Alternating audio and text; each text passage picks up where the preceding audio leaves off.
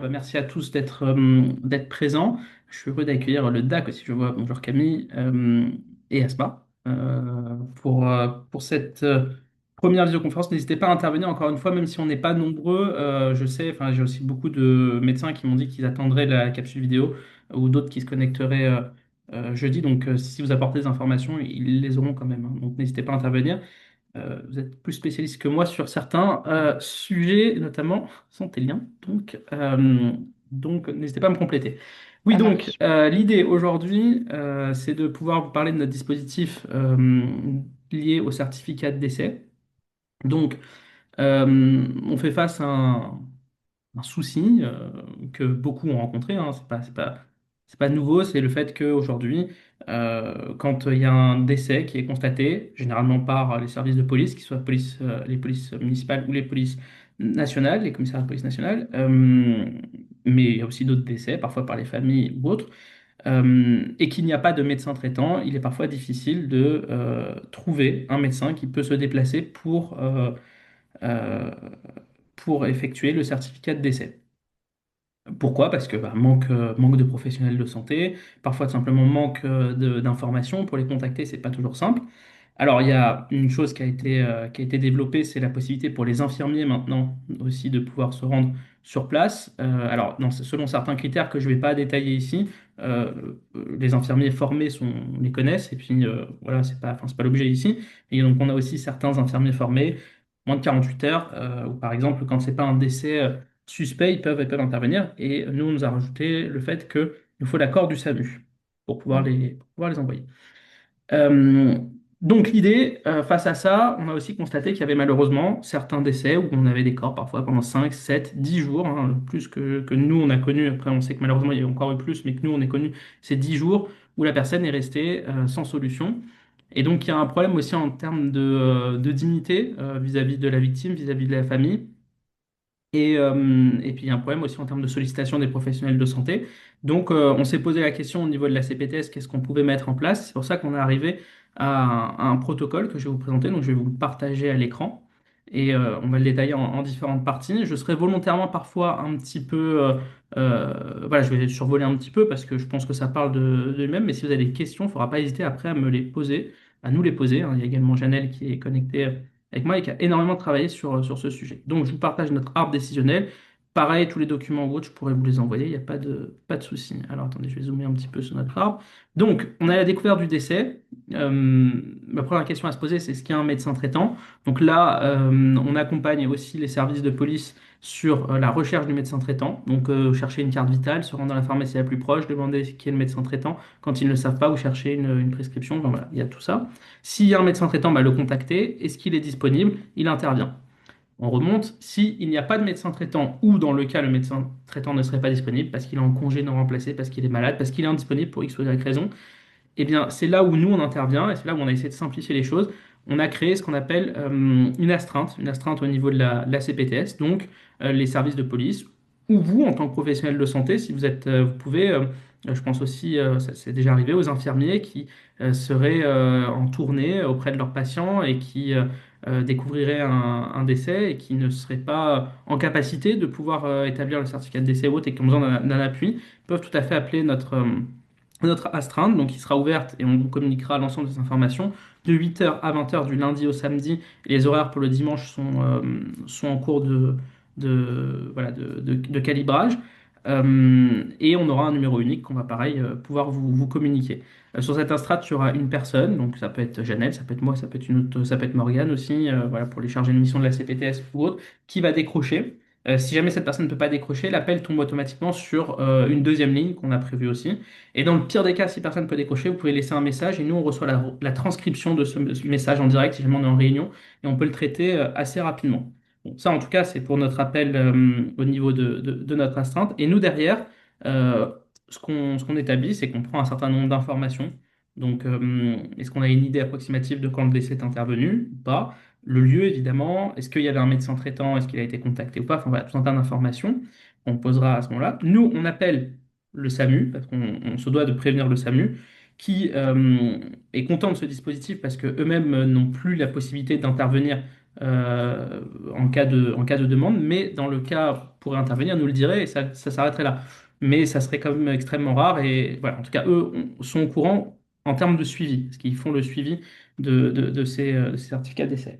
Nous, de notre côté, on a appelé le SAMU et en parallèle, on va basculer un message sur Santélien. Donc, Santélien, pour celles et ceux qui, normalement, vous avez tous plus ou moins entendu parler, on vous a bassiné avec ça, il y a pas mal de choses. Et Santélien, c'est le WhatsApp sécurisé, c'est l'espace de coordination sécurisé, l'outil régional que je vais vous présenter dans quelques instants, qui est utilisé pour communiquer entre les professionnels de santé. Un peu comme le DMP, j'ai envie de dire, les professionnels de santé ont un compte sur Santélien, ils n'ont plus qu'à l'activer. Voilà, un peu comme les usagers qui ont leur compte sur mon espace santé qui n'ont plus qu'à activer. Je le compare un peu comme ça. Peut-être que je me ferai tirer les oreilles par certains de le dire comme ça, mais moi j'aime bien voilà, j'aime bien le présenter comme ça. Bon, en tout cas, message sur Santélien. Alors, ce message sur Santélien, je vais vous présenter dans un instant, mais il y a des groupes qui vont donc être constitués. C'est pour ça qu'on va vous demander à chaque professionnel d'accéder et de télécharger Santélien. Et vous allez être intégré au groupe de votre ville d'exercice. Nous, on a 5 villes, Orly, Choisy, Thiais, Ablon, Villeneuve-le-Roi. À savoir qu'il y a 4 groupes, puisque Ablon et Villeneuve-le-Roi sont réunis sur le même groupe, Ablon étant une toute petite commune. Donc, on met en premier le message de demande d'intervention sur le groupe concerné. Le décès est intervenu à Thiais, donc sur le groupe avec les professionnels de Thiais. En haut du message sera indiqué tout de suite MG ou MG plus IDEL, si les IDEL peuvent intervenir. Donc comme ça, on sait à qui il s'adresse et derrière la demande. Au bout de 2 heures, si on n'a personne qui a pu répondre positivement, le message est diffusé sur l'ensemble des autres groupes des villes alentours. On commence par la ville concernée et ensuite on passe. Et donc ça nous fait dans un maximum de 6 heures, heures ouvrables, on est capable de répondre. Si oui, on a un professionnel, bien sûr on n'attend pas les 6 heures, hein. Si, dès qu'il nous dit qu'il est dispo, on le met en lien avec la police et puis on informe le SAMU. Et puis s'il n'est pas disponible, toujours on informe la police. Et ça permet de pouvoir réduire les temps, parce qu'aujourd'hui, comme je vous l'ai dit, il fallait attendre plusieurs jours avant de pouvoir trouver une solution, avec souvent la question de non, personne ne peut intervenir, est-ce que vous avez prévenu tel professionnel? Là, très rapidement, on est capable de dire tout le monde a été prévenu et essayer de trouver une solution. Ça a été testé à petite échelle sur un quartier, sur une de nos communes, et ça a fonctionné avec un taux de 100% de réussite. Voilà, ce dispositif. Alors après, c'était un quartier sur une de nos communes. Pour ça, là, on commence à le déployer progressivement avec les polices municipales dans un premier temps et très rapidement avec la police nationale qui est déjà sur le coup. C'est juste qu'on a des questions de convention avec la préfecture puisque la police nationale dépend de la préfecture de police. Donc voilà pour le dispositif. Et donc ça veut dire qu'effectivement, vous n'êtes pas disponible. Soit vous indiquez que vous n'êtes pas disponible, soit vous ne répondez pas. Si vous l'êtes, par contre, on attend que vous répondiez. Une évolution du système qui interviendra dans quelques temps, potentiellement, mais c'est pas pour tout de suite. Ce sera la possibilité d'indiquer vos éventuelles astreintes à vous. Je m'explique, c'est-à-dire si vous savez que vous allez être disponible le mercredi de 8 heures à 16 heures, eh ben vous pourrez nous l'indiquer via un formulaire spécifique, ce qui permettra que si on a une demande le mercredi entre 8 heures et 16 heures, au lieu de l'envoyer sur notre groupe et de prévenir tout le monde, on vous appellera directement parce qu'on sait que vous êtes disponible. Voilà. Ça sera une évolution dans notre dispositif, mais qui interviendra dans un second temps. Alors, sans plus tarder, je vais vous présenter maintenant. Est-ce que vous voyez la présentation de l'outil Centennial? Vous êtes toujours sur le Non. certificat. Alors, Euh, Noam, j'ai juste oui, une vas-y, vas-y. petite question. Enfin, c'est juste une interrogation. Pourquoi le SAMU est mis dans la boucle systématiquement? Alors, on peut toujours en rediscuter avec eux. D'ailleurs, on les rencontre dans une semaine ou deux, je ne sais plus, parce qu'on va signer une convention avec eux dans le cadre du SAS. Le SAS O- pourra aussi nous solliciter. o- Parce qu'eux font aussi une recherche de médecins. S'ils n'ont pas, ils pourront nous demander. Mais je sais en ayant discuté avec eux, eux font un suivi, mais c'est statistique. Donc c'est pour ça qu'ils sont mis dans la boucle. Alors, Ah, ils font pas la recherche de médecin, non? Non, non, si, non, du tout, du tout. Eux, Ouais, c'est vraiment. Nous, on nous a appelés, on fait notre recherche et eux, on appelle le SAMU juste pour les informer. Voilà, il y a une d'accord. découverte de tel décès. Nous, on fait notre recherche dans le cadre de. Ils sont au courant de notre dispositif et eux le quantifient. Et une fois à la fin, quand on a trouvé le médecin, on les rappelle pour les prévenir. Eux bouclent le dossier, premièrement, et surtout, ils ont leurs statistiques. Bonjour. Je reviens, merci pour la question. Merci pour la présentation, Noam. Euh, je pense que tu peux remonter un tout petit peu au-dessus de médecin traitant. Oui. Voilà. Là, il y a un travail à faire, me semble-t-il, de cas à rajouter de découverte du décès, de la constatation. Parce que paradoxalement, ça peut être, je te dis comme ça vient, hein, comme ça, l'HAD, les pompiers, le NEPAD, des structures, beaucoup de structures, et ou la famille. Et ce qu'ils font généralement, eux, ils essayent de trouver le médecin traitant. Bon, s'ils ne le trouvent pas, ils font un appel directement, c'est ce qui se produit souvent, soit au SAMU, mais soit au SAS maintenant. Ouais. Mm. En fait, Et c'est ça. Mais là, du coup, ça, je me permets de te couper en vrai parce que c'est exactement, ça rejoint exactement ce que tu viens de dire. Mais du coup, c'est encore un autre cas qui n'est pas détaillé ici. Là, on était vraiment sur le cas en lien avec les commissariats qui restent la majorité de nos demandes pour nous dans le cadre de l'astreinte. Maintenant, effectivement, dans la convention qu'on va signer avec le SAS, c'est exactement ce que vient de dire André. C'est-à-dire que quand le SAMU est au courant, il renvoie maintenant vers le SAS. Le SAS fait sa recherche auprès des médecins inscrits au SAS. Et s'ils n'ont pas, ils nous préviennent à ce moment-là. Mais ça, du coup, ce serait un autre petit chemin. Mais c'est exactement ce que tu viens de dire. oui, le SAMU, sachant que le SAMU a de moins en moins de demandes. Et ils sont arrivés, c'est-à-dire, enfin, me semble-t-il, avec l'introduction du SAS tout de suite.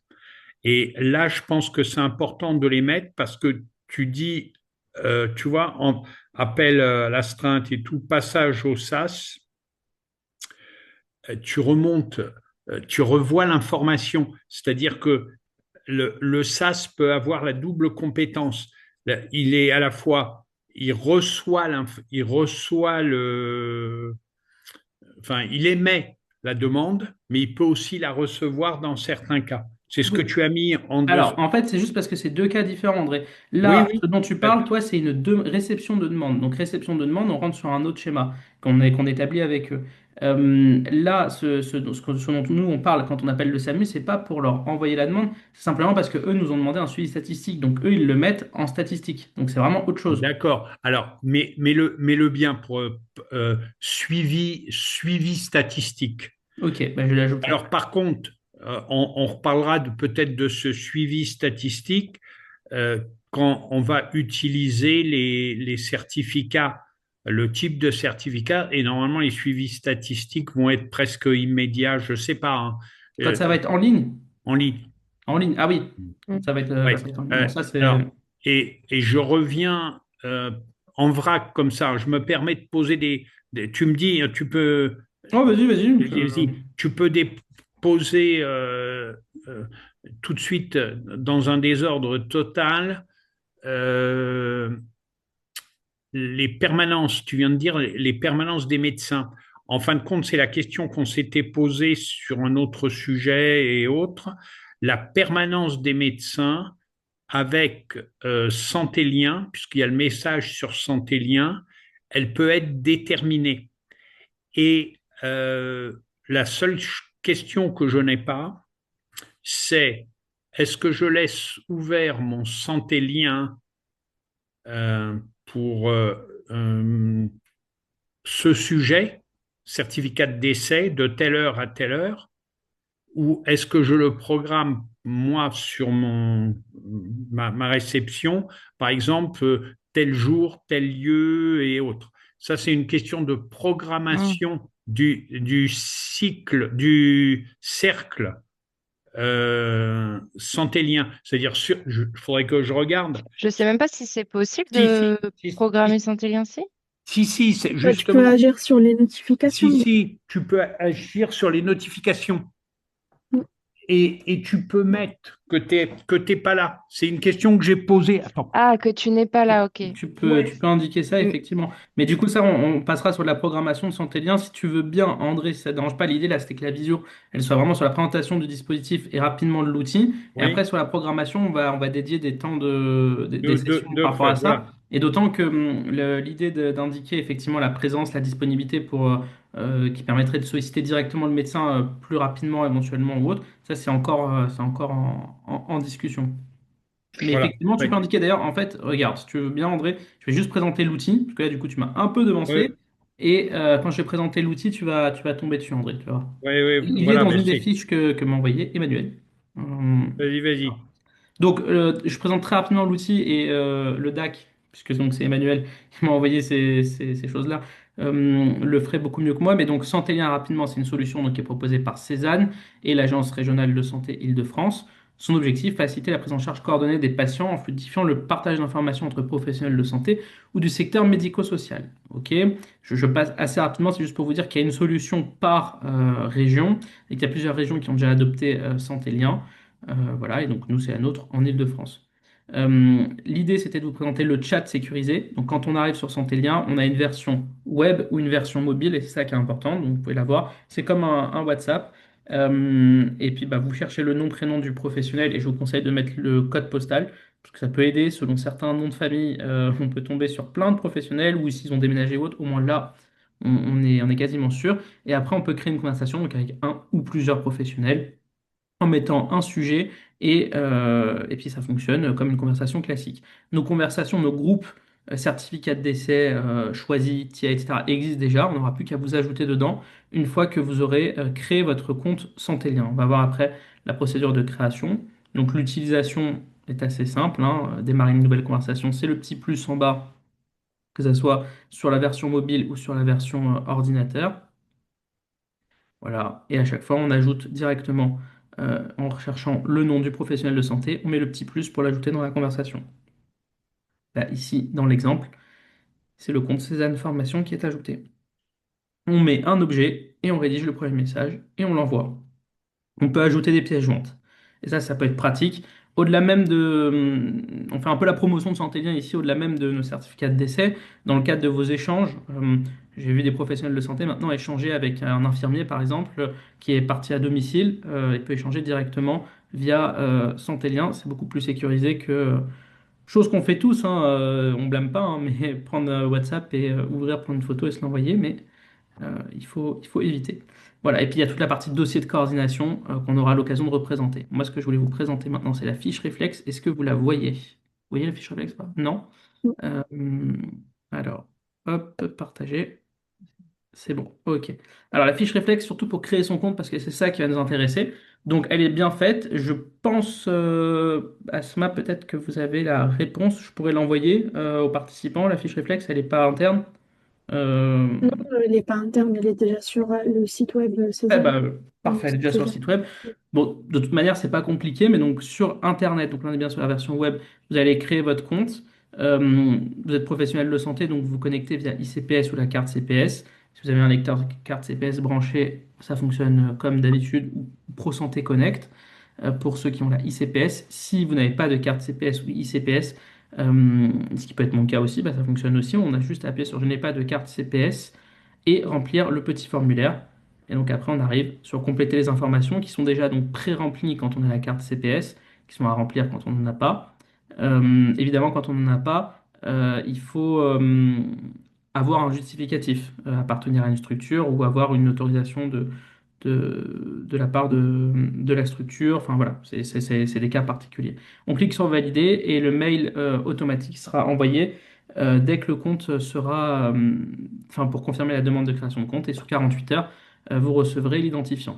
Je me permets, il n'y a rien de, c'est pas une critique, mais juste attention, les identifiants parfois arrivent souvent dans les spams puisque le mail qui envoie des identifiants est un mail un peu particulier où parfois on n'y fait pas forcément attention. Il y a plusieurs professionnels qui m'ont dit non, j'ai pas reçu. On va avec eux sur leur boîte mail. En fait, s'ils l'ont reçu, c'est un mail un peu étrange, donc être attentif à ces mails dans les 48 heures après cette demande pour bien recevoir ces identifiants. Puis après, vous pouvez vous connecter sans souci.